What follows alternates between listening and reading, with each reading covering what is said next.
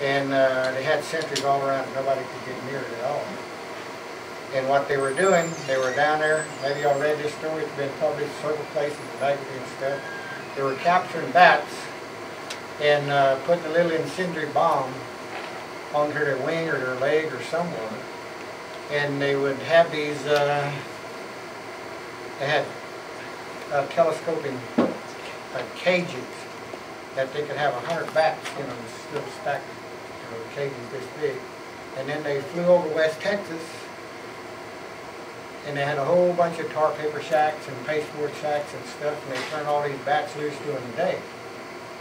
And of course the bats went right down to the ground looking for some place to hide. Well, they went into these cardboard and old wooden shacks, and they pulled that string off of them that that little incendiary bomb was tied to, hopefully.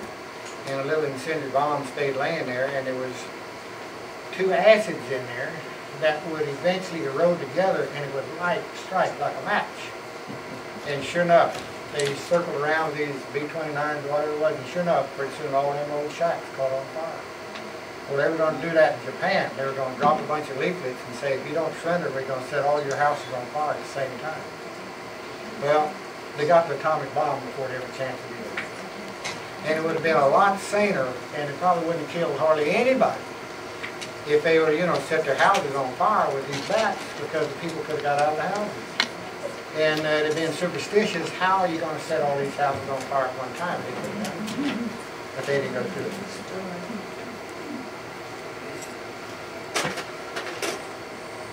And here's another close-up of the beetles. They eat that stuff up, there's nothing left but powder. And then those beetles disappear. I asked Merlin Tuttle and the people that take care of the place, and I've tried to find them myself. Once they eat all the guano up and chop it up into a fine powder, they disappear.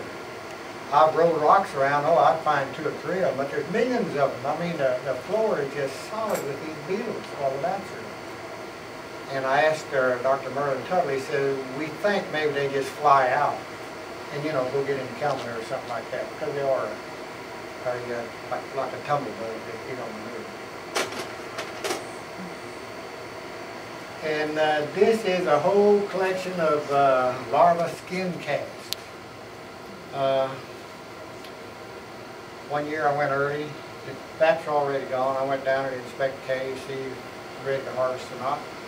And I saw it looked like a river running through the cave. And I said, oh my gosh, the spring broke out in this thing, and that water's running all the way to the back.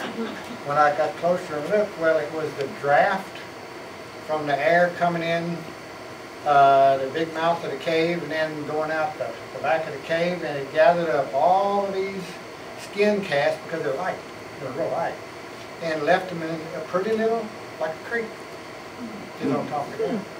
I took a picture of it, but I didn't get a big one. And there's a couple of 3 skeletons and a backbone and rib cage of a bat. Whenever a dead bat hits the ground, that's all that's left of it within a few hours, because the beetles eating of it.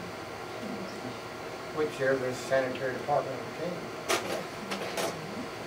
And there we are harvesting it. Guy walked in our office one day and he saw bat guano on a shelf. And boy, he lived in a Delphine and told her lady we're going to spread histoplasmosis and rabies and all kinds of diseases. Don't you know that's very dangerous? Well, nobody touches at her, let alone strangers. She can run off. So you can talk to my husband, she didn't pay no attention. So he come back and he started fussing at me. Of course, I act real innocent. I said, oh my gosh, fella, there's a problem. Let's find out about it. Who do you think we should call? The guy said, well, call the health department. So I said, here's the phone book, give me a number. He got me a number, and I called over, and he said, yep, we got a guy here that's very knowledgeable in that, but he's not here right now. I said, well, I need him now. Where do you reckon I can find him? We think he went over to the extension service. I said, well, I know everybody over there, so I called over and got him on the phone. And I told him I was harvesting the guano out of the Bracken Cave, and I was putting it in little bags and selling it all over the United States and even shipping it overseas. I said, any problem with that? He says, none whatsoever.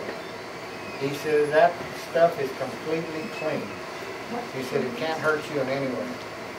Well, I asked the mailbox, if anybody there working in that cave ever got sick. And he told me, no, just the opposite. He said if a person went in that cave, if they had the cold or a flu or anything, you know, a few days in that cave and they got over it.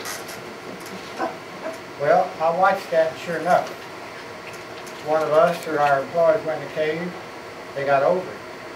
And I was talking with Dr. Chuck Edia about that, and he said, well, yes, that happened. I said, well, how is that? He said, well, in your respiratory tract, he said, you got to have the right microbial activity to ward off or to keep off the bad germs. He said, you get a cold or a flu when you lose those beneficial microbes in your respiratory tract. He says, in the bat guano, you only have the beneficial microbes. So I carry a little bottle of it with me in the pickup. I'm in the car today. I can't show it to you. It's half full of guano. And if people are worried about it, I shake it up and get it real dusty and take the lid off, take a big sniff. And if I feel a cold or a flu coming on, cure it that fast. See, the guys are not wearing any mask or anything. BCI, I would like to see them wear a helmet because a rock every now and then does fall off the cave. The little one, that helmet do some good, but when them big ones fall off, now the helmet. And there they are down in there piling it up over a big, I used a Venturi, blowing air, and it sucked it out. I used 2 lines. And of course there was a guy we had with a big vacuum, and we were getting 90% of it in the truck, the rest of it just blew around.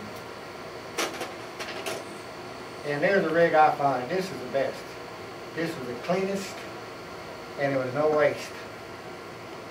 I was blowing it up into these bags. Like I had these bags made at this tent place, or this awning place on I-35. And I'd blow it into one of them, and then it would go out of that one into another one, and out of that one, you know, when they wanted to stay full. And then one of them, you can't see it here, we was augering out of the bottom. And but so one on the other side of the tractor was augering out, and it's coming out continuous. And we got guys over here bagging.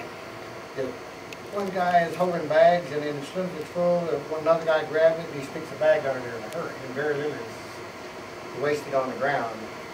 And all the male employees weren't their time to work down there. And I think the first trip they brought in was on a 1-ton truck, and the trailer was like 200 bags. I said, is that all y'all got? So the next day I think they brought 230, and then another crew went down there and they got 240, and pretty soon they was up around 300 some bags. They was really working, you know, see who they were see who could do it the fastest, get the most. And that's the way it's packaged. That's the new package, naturally. This is the old bag. Excellent fertilizer. It's about a 10-3-1 formula. And some of it's immediately released, and then a lot of it's tied up. Nitrogen is tied up in the chitin, and that makes it real slow release. And it's hard to burn with. You can use it on lawn or somewhere, and it's fertilizer for 2-3 years. You can see the results. And when I was doing it all, I shipped most of it to California in, you know, tow sacks, 2 or 3 tractor trailers, whatever we had. And I called that guy out there one day that I was selling it to. I said, who buys this stuff? He said, oh, the grape growers use it. They gotta have it. It makes the best wine. So for next year, he didn't remember what he told me. I said, how do you package that stuff? He said, believe it or not, Malcolm, it all goes in 3 or 5 pound bags. Now, why would you put guano in 3 or 5 pound bags for the grape growers?